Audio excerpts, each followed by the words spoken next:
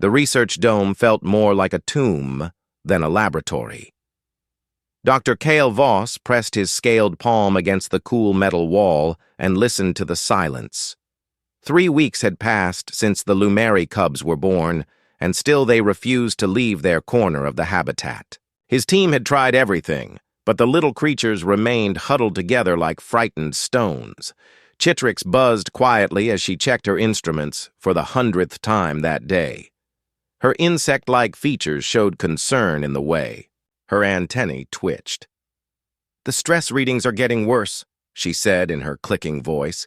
"If they don't start eating properly soon, we might lose them." The energy being called flux shimmered nearby, its form shifting between blue and purple as it processed data. "I have analyzed 47,892 possible variables," Flux spoke directly into their minds. "None explain their behavior. They should not fear us this intensely." Kyle looked through the transparent barrier at the 3 small forms pressed against the far wall.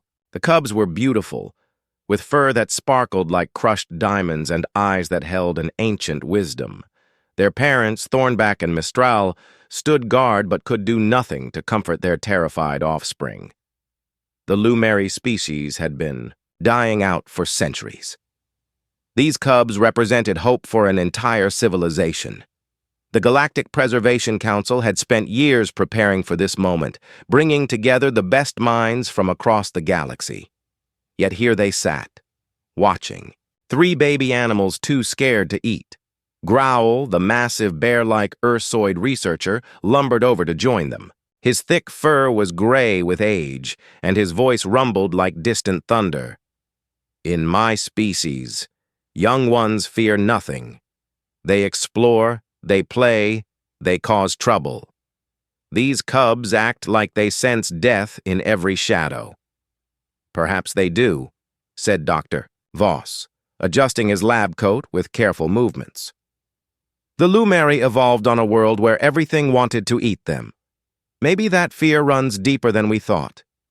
The research station orbited Verdania 7, the lush green world where the Lumeri had once thrived. From space, it looked peaceful, with blue oceans and white clouds. But the surface told a different story. Nearly every creature on Verdania 7 was a predator. The plant eaters had died out long ago, leaving only hunters and scavengers. The Lumeri had survived by becoming the most cautious species in the galaxy. They trusted no one and feared everything. As their world grew more dangerous, they had fewer and fewer children. Now only a handful remained, scattered across the stars. These 3 cubs might be the last generation ever born.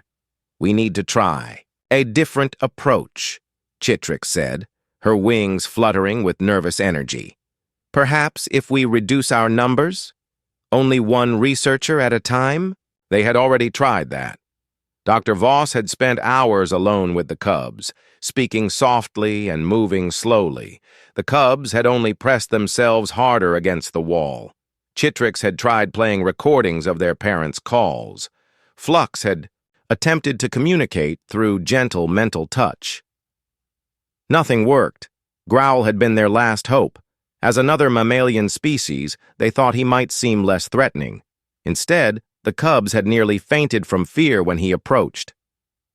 "There must be something we're missing," Dr. Voss muttered, running his clawed fingers through the data on his tablet. "Some factor we haven't considered." Outside the research dome, space looked cold and empty. The nearest inhabited system was 3 days away by jump drive. They were alone out here with their failure, watching 3 baby animals slowly waste away from terror. A soft chime echoed through the station. Someone was requesting docking permission. Dr. Voss frowned and checked his communications panel. "They weren't expecting any visitors." "This is Wanderer's Rest requesting emergency docking," came a voice through the speakers. The accent was unfamiliar, with strange flat vowels. "We've got engine trouble and need repairs." "Human vessel," Flux observed with surprise. "That species is rare in this sector." Dr. Voss had met humans before. They were an odd species, not particularly strong or smart compared to others in the galaxy. They had only joined the galactic community a few decades ago and were still considered newcomers. Most other species saw them as harmless but unremarkable. "We don't have time for this," Chitrix said, her mandibles clicking with irritation. "We have more important concerns," but they couldn't refuse a ship in distress. Dr. Voss granted docking permission and tried to put the interruption out of his mind. The cubs were getting weaker. They had maybe a week before malnutrition became irreversible. An hour later, the human crew came aboard. There were only 3 of them, all shorter than most galactic species, and covered in the soft skin that made them look so vulnerable. Their captain was a woman named Rivers who spoke quickly and gestured with her hands. She thanked them for the assistance and promised her crew would stay out of the way. One of the humans caught Dr. Voss's attention. He was older than the others, with gray in his brown hair and lines around his eyes. His clothes were stained with grease and plant matter, and he carried himself like someone used to working with his hands. Unlike the others who seemed eager to explore the station, this one appeared content to simply fix their ship and leave. "That's Tom," Captain Rivers said when she noticed Dr. Voss watching. "He keeps our engines running and tends our food gardens. Good man. But he likes his quiet." Dr. Voss nodded politely and returned to his work. He had no idea that in a few hours, this unremarkable human would change everything they thought they knew about fear, trust, and the nature of survival itself. The cubs remained huddled in their corner, 3 small sparks of life slowly dimming in the vast darkness of space. Time was running out, and none of them knew that hope wore the simple face of a human engineer who just wanted to fix a broken engine and tend to his plants. Tom Rivers wiped the grease from his hands and looked around the corridor. The research station was bigger than their little cargo ship, with clean white walls and soft lighting. After 6 months in space, it felt strange to walk somewhere that didn't vibrate with engine noise. The repair work was almost finished. Another few hours and they could be on their way. Tom didn't mind the delay, though. It gave him time to check on his plants in the ship's tiny garden. The tomatoes were finally turning red, and the herbs smelled like home. He had heard the crew talking about the research happening here. Something about saving an alien species. Tom didn't pretend to understand the science, but he knew what it meant to watch something precious slowly die. He had seen it happen to farms back on Earth when the soil turned bad or the weather failed. The corridors were quiet now. Most of the research team was sleeping or working in their labs. Tom liked quiet times like this. He could think without interruption, or sometimes just let his mind wander without thinking at all. He found himself walking past a large window that looked into some kind of habitat. Inside, he could see a space that looked almost like a forest, with real trees and grass. In the distance, 2 enormous creatures stood like ancient guardians. Their fur caught the light and threw it back in rainbow colors. But what drew his attention were the 3 small shapes huddled in the far corner. Even from this distance, Tom could see they were afraid. Their tiny bodies pressed together as if trying to disappear. It reminded him of the barn cats back home when a storm was coming. Tom moved closer to the window. The little creatures looked up at the sound of his footsteps, and something amazing happened. Instead of cowering deeper into their corner, they lifted their heads. Their ears, small and rounded like a bear cub's, twitched forward with what looked like curiosity. One of them, the smallest, actually took a step toward the window. "Well, hello there," Tom said softly, placing his hand against the glass. "What are you little ones doing all the way over there?" The cubs looked at each other, then back at him. The smallest one took another step forward. Tom could see now that their fur wasn't just colorful, but actually seemed to glow from within, like captured starlight. "You're scared, aren't you?" Tom kept his voice gentle, the same tone he used with frightened animals back home. "I know that feeling. Big universe, lots of strangers. Makes a fellow want to hide sometimes." The middle-sized cub joined the first one. They were still cautious, but the terrible fear he had seen in their posture was fading. Tom settled down on the floor, making himself smaller and less threatening. "My name's Tom," he continued, though he doubted they understood his words. "I fix things that break and grow things that need growing. Not very exciting, but it keeps me busy." The largest cub finally moved away from the wall. All three were now looking at him directly, their large eyes bright with interest instead of terror. Tom had never seen anything like them, but somehow they felt familiar. Maybe it was the way they tilted their heads when he spoke, or how they seemed to lean toward him despite the barrier between them. Behind the cubs, the two adult creatures had noticed the change. They approached slowly, their massive forms moving with surprising grace. Tom could see intelligence in their ancient eyes, and something else. Relief, maybe. Or hope. "Your babies are beautiful," Tom said to the adults, knowing they probably couldn't understand him either. "Strong too, I bet, once they get past being scared." He reached into his pocket and pulled out a small packet of seeds. He had been planning to plant them in the ship's garden, but maybe the cubs would like to see them. Tom opened the packet and showed them the tiny brown specks.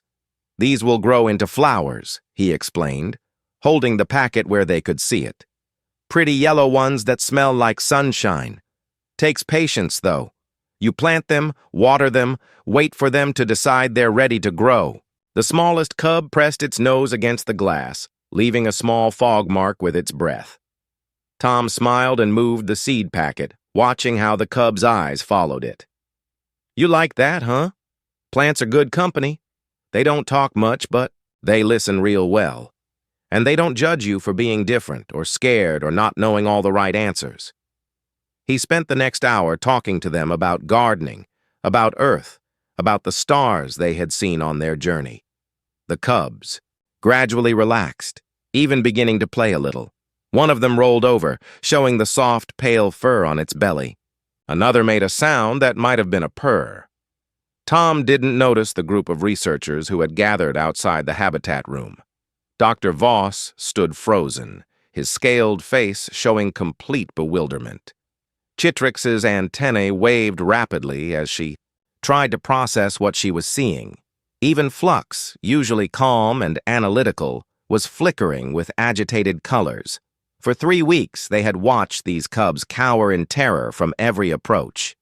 The little ones wouldn't eat properly, wouldn't play, wouldn't do anything but huddle together in fear. The research team had tried everything their combined knowledge could suggest. Now, a human maintenance worker sat on the floor talking about flower seeds, and the cubs were acting like normal, curious babies for the first time since their birth. "How is this possible?" Dr. Voss whispered to his team. "What does this human have that we don't?" None of them had an answer. Tom was unremarkable by any measure they understood. His species wasn't particularly advanced. He showed no signs of telepathic ability. His body chemistry was standard for humans. There was nothing in their databases that explained why these cubs, who feared every other species, were drawn to him like flowers turning toward the sun. Tom finally stood up, brushing off his pants. "I should get back to work," he told the cubs. "But maybe I'll come visit again later, if that's okay with you folks." The cubs watched him go, their eyes following his movement until he disappeared around the corner. Only then did they reluctantly return to their corner, though they no longer pressed themselves against the wall in terror. Dr. Voss looked at his team. They were supposed to be the experts, the ones who understood animal behavior and alien psychology. Yet a simple human engineer had accomplished in 1 hour what they had failed to do in 3 weeks. Something was happening here that challenged everything they thought they knew about fear, trust, and the mysterious bonds that could form between different species. They needed to understand it, because the lives of the cubs might depend on whatever secret Tom Rivers carried in his gentle hands and quiet voice. Dr. Voss couldn't sleep. He had spent the night going over sensor readings, trying to find some explanation for what they had witnessed. Every scan of Tom Rivers came back normal. Human normal, but normal nonetheless. The man's brain patterns showed nothing unusual. His pheromone output matched standard human baselines. His electromagnetic signature was typical for his species. Yet somehow the cubs responded to him in ways that defied every theory the research team could construct. Chitrix had run her own tests through the night. Her analysis of the cubs' behavior showed remarkable changes when the human was present. Their stress hormones dropped to almost nothing. Their brain activity shifted into patterns associated with play and learning. Most surprising of all, they began producing sounds they had never made before, soft chirping noises that their parents recognized as contentment calls. "It makes no sense," Chitrix said, her compound eyes reflecting the morning light. "Every species in the galactic database shows similar fear responses to potential threats. The Lumeri cubs should be equally afraid of all large alien species." Growl shook his massive head, sending ripples through his thick fur. "My people are closer to them than any human. We share similar body shapes, similar family structures. If anything, they should trust me more than a strange mammal from across the galaxy." Flux had been unusually quiet, its energy form cycling through deep blue shades that indicated intensive calculation. When it finally spoke, its mental voice carried unusual uncertainty. "I have processed every known variable. The human Tom Rivers should, by all logical analysis, be just as frightening to the cubs as any of us. Perhaps more so, given that humans are unknown to them." Dr. Voss rubbed his scaled temples where a headache was building. 3 weeks of failure, then 1 hour with a human changes everything. There had to be something they were missing. A soft chime announced someone entering the laboratory. Tom Rivers appeared in the doorway, looking slightly embarrassed. His work clothes were clean but worn, and he carried a small potted plant in his hands. "Sorry to bother you folks," Tom said in his quiet voice. "Captain Rivers said you might not mind if I visited the little ones again. Brought them something." He held up the plant, which had small white flowers blooming among green leaves. "It's mint. Smells nice, and it's safe if they want to nibble on it." Dr. Voss felt his scientific instincts take over.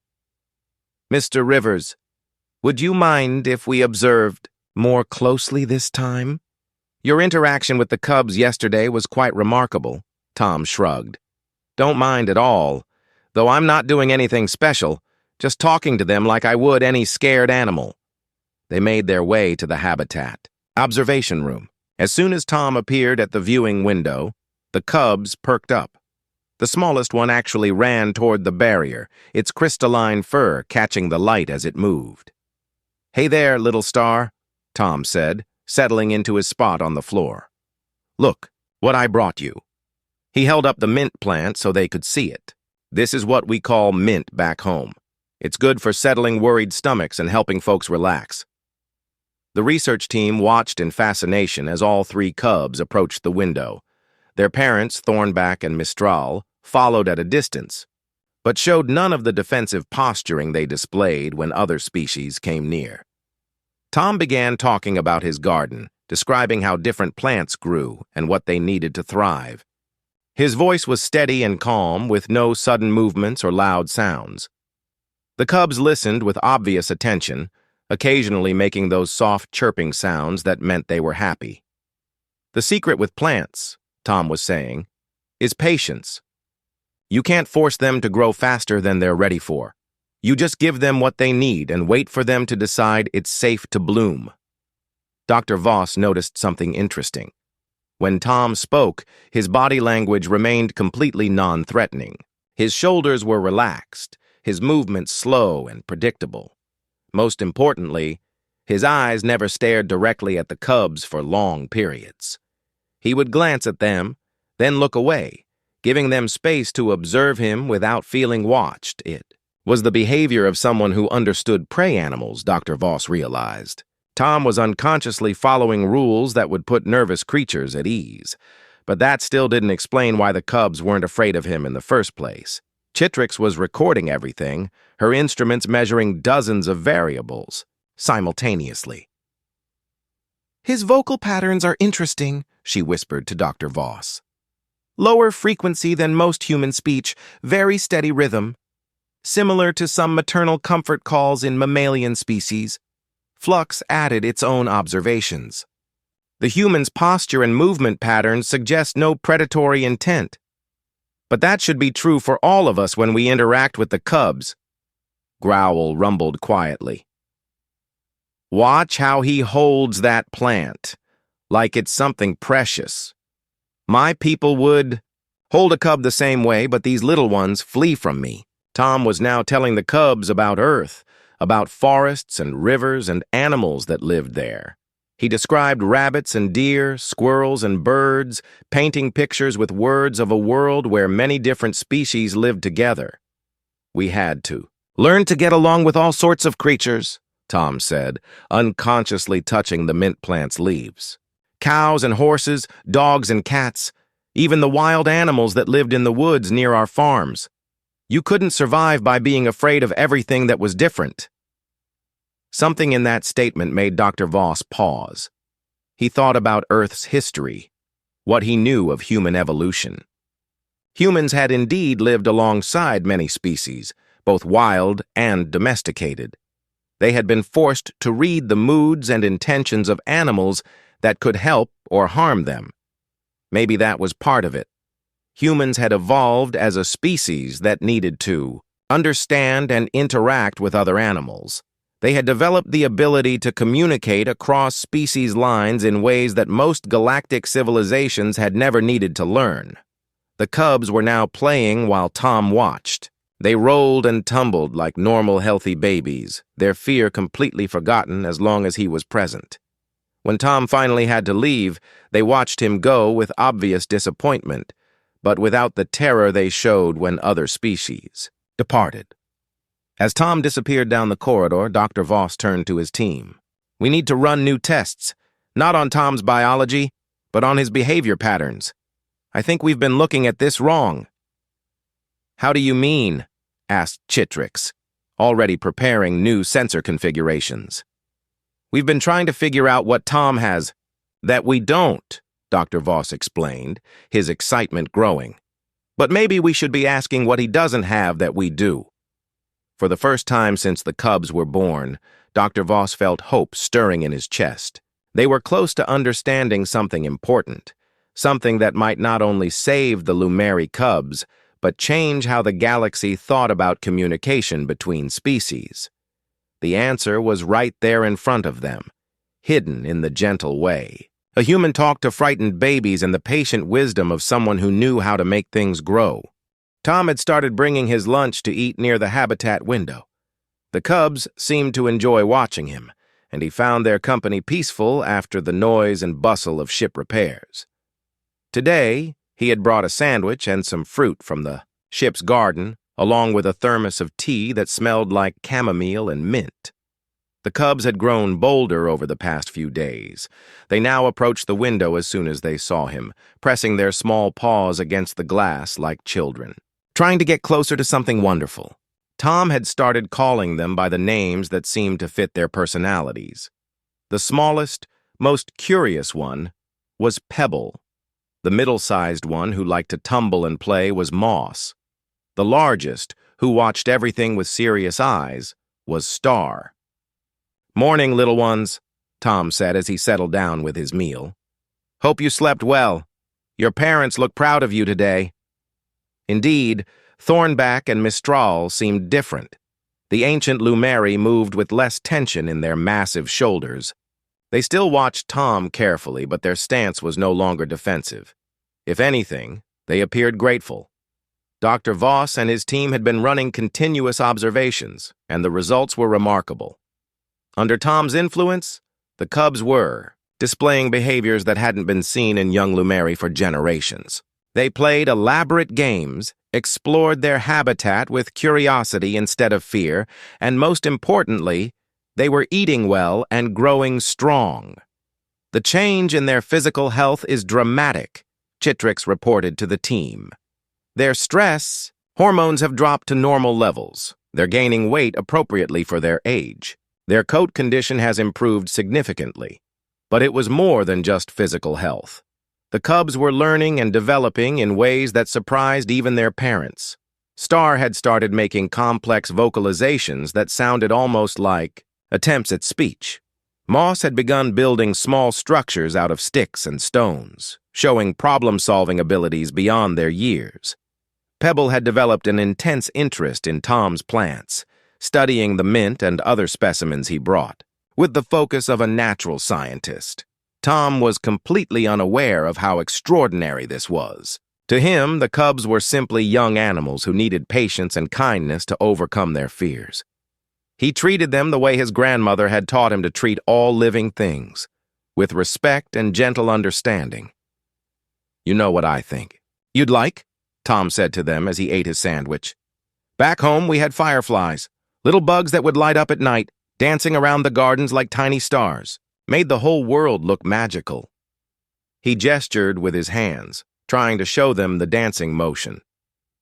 "Maybe someday you'll get to see something like that on your own world." Pebble chirped excitedly and spun in a circle, as if trying to imitate the firefly dance Tom had described. The other cubs joined in, creating their own version of the celestial ballet. Their parents watched with what Tom could only describe as wonder. Dr. Voss had been studying human behavioral patterns for days now, and he was beginning to understand something profound. Human evolution had been shaped by their need to cooperate, not just with their own species, but with many others. They had domesticated animals, formed partnerships with creatures that could help them survive, and learned to read the intentions and emotions of beings very different from themselves. More than that, humans had evolved as what Dr. Voss was starting to think of as trust generators. Their survival strategy had been based on convincing other species that they were safe to be around, beneficial to work with, worthy of cooperation rather than competition. Every other species in the galaxy had evolved primarily through competition with their own kind or predation on others. Even the most civilized races carried the neural patterns and behavioral markers of those ancient survival strategies. They couldn't help but broadcast subtle signals of dominance, territoriality, or predatory intent. Humans had taken a different path. They had learned to suppress those signals and replace them with indicators of cooperation and care. It wasn't conscious. Tom certainly wasn't trying to manipulate anyone. It was simply how his species had evolved to survive in a world where making allies was more important than defeating enemies. The revelation came when Flux made a startling discovery during its deep analysis of the cub's brain activity. When Tom was present, the cub's brains showed patterns identical to those seen in young animals when they were with their own parents. The human somehow triggered their basic recognition systems for safe adult in ways that no other species could match. "It's remarkable," Dr. Voss explained to his team as they watched Tom show the cubs a small flower he had grown. "The Lumeri. Cubs have evolved to recognize trustworthy caregivers through incredibly subtle cues. Those cues are designed to identify members of their own species who will protect rather than harm them." "But Tom isn't their species," Growl pointed out, confusion rumbling in his voice. "No, but his behavioral patterns match their recognition system better than ours do. Humans evolved to be recognizable as safe caregivers by many different species. It's why they could domesticate so many different animals on their home world."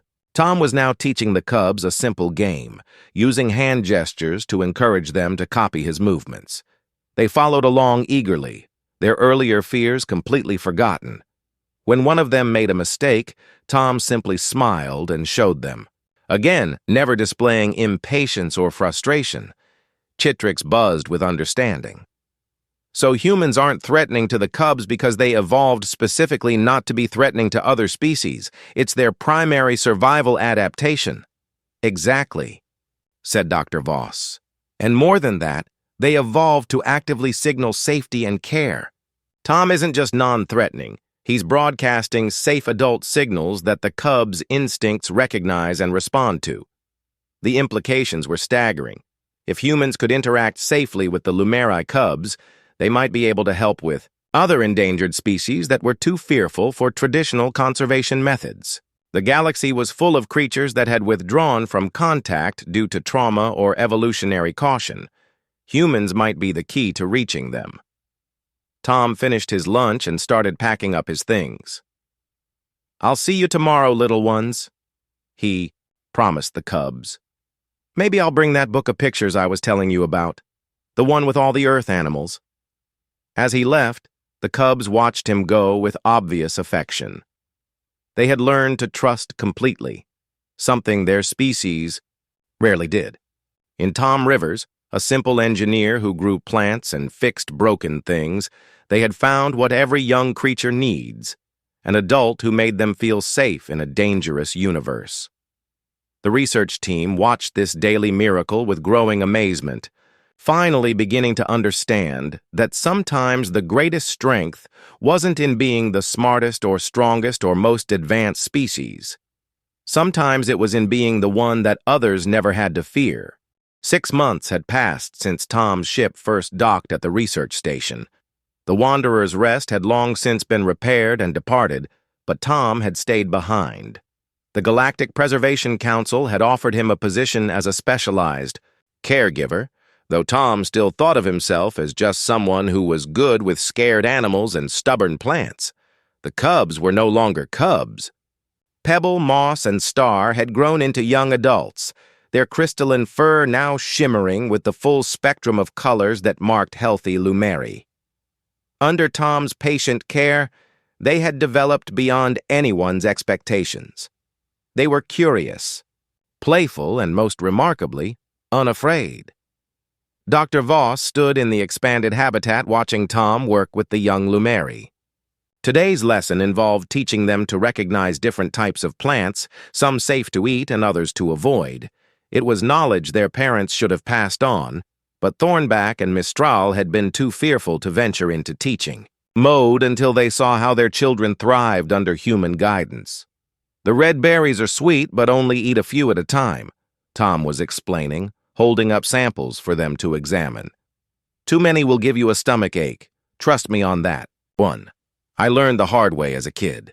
Star reached out with one massive paw, delicately taking a berry to examine it closely. The young Lumeri had grown to nearly adult size, but still maintained the careful, trusting relationship they had built with Tom. Pebble and Moss crowded close, eager to learn, but patient enough to take turns. The transformation went beyond just these three. Word of Tom's success had spread through the galactic community, and other conservation teams had begun requesting human assistance with their most difficult cases. Humans, it turned out, had a unique gift for reaching species that had withdrawn from contact with the galactic civilization.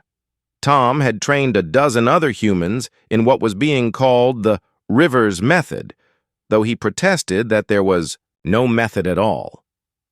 "You just treat them with respect and give them time to decide you're safe," he would say. Same as you would with any scared creature. But the researchers had learned it was much more complex than Tom realized. Humans carried a specific set of evolutionary adaptations that made them uniquely suited for interspecies communication.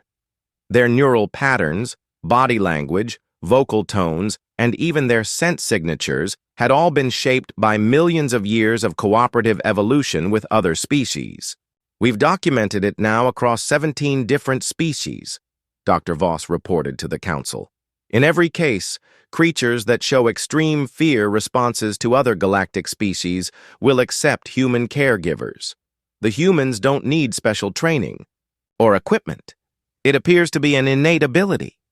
The council chambers hummed with amazement as representatives from across the galaxy absorbed this information. The implications were enormous. Many worlds had species that had gone into hiding or decline due to contact with galactic civilization. Humans might be the bridge that could bring them back. In the habitat, Tom had moved on to teaching the young Lumeri about tool use. He showed them how to weave grass into simple baskets, how to stack stones into stable structures, how to use sticks to reach fruit on high branches. These were skills their species had once known but had forgotten during their long retreat from the dangers of their world. "The key is taking it slow," Tom explained to Dr. Chitrix, who was documenting everything for the training materials. "They want to learn, but they need to feel safe while doing it. Push too hard and they'll shut down." Again, Chitrix nodded, her compound eyes tracking the cub's movements. "Your species has a remarkable ability to read emotional states across species barriers. Our analysis shows you respond to distress signals from creatures you've never encountered before." Tom shrugged. "My grandmother always said you could tell how an animal was feeling just by watching and listening. Scared sounds different from angry. Angry sounds different from hurt. Doesn't matter if it's a dog or a cow or—" he gestured at the young Lumeri. "Whatever you call these beautiful folks." "Lumeri," Dr. Voss supplied. "And they call you Gentle Paw who brings growing things. We ran it through the translation algorithms." Tom smiled at that.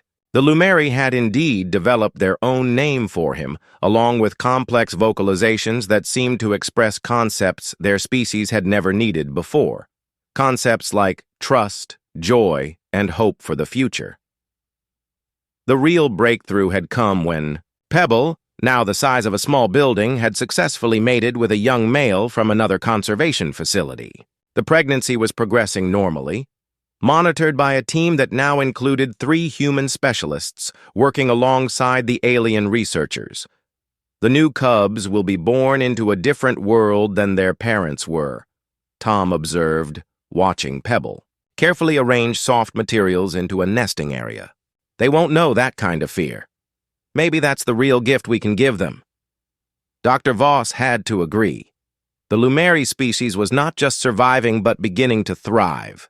Plans were already underway to establish a new colony on a safer world, with human caregivers working alongside Lumeri families to ensure the cubs grew up confident and curious rather than fearful and withdrawn.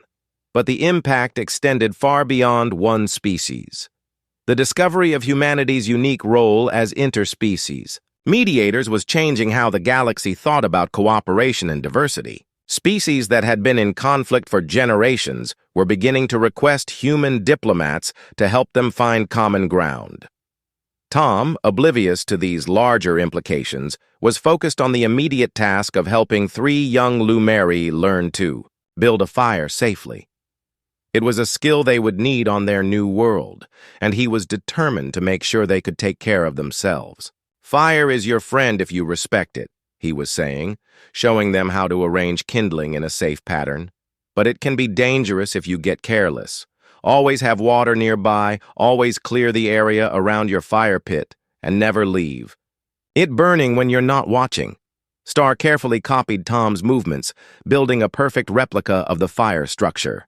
Moss and Pebble watched intently, learning not just the technique, but the careful, thoughtful approach that Tom brought to everything he did. As the artificial sunset began in the habitat, Tom stood and stretched. "That's enough learning for today. Time for you folks to rest and let all this settle in your minds." The young Lumeri gathered around him for their evening ritual, a group embrace that had developed naturally over the months.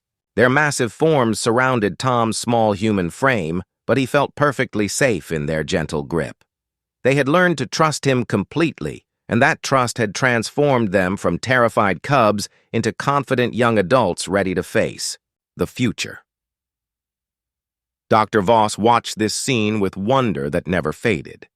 A simple human who grew plants and fixed broken things had accomplished what all their advanced science and sophisticated technology could not. He had given 3 terrified cubs the chance to become what they were meant to be. As Tom extracted himself from the group hug and said his goodnights, the young Lumeri settled down for sleep without fear. They had learned that tomorrow would bring new lessons, new discoveries, and the continued presence of the gentle human who had shown them that the universe could be a safe place for those brave enough to trust.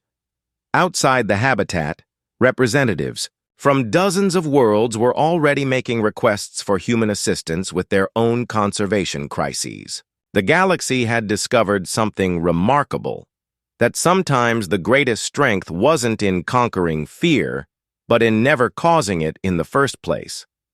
Tom Rivers, unaware that he had become the most important human in galactic conservation efforts, was already planning tomorrow's lessons. He wanted to teach the young Lumeri about music, about the songs that plants seemed to like and the rhythms that helped young creatures learn.